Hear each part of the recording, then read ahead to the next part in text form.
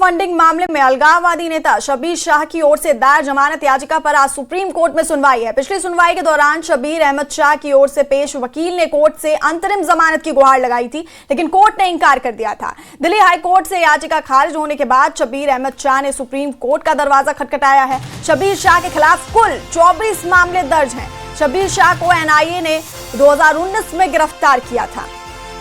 तो शब्बीर शाह की याचिका पर आज सुप्रीम कोर्ट सुनवाई करेगा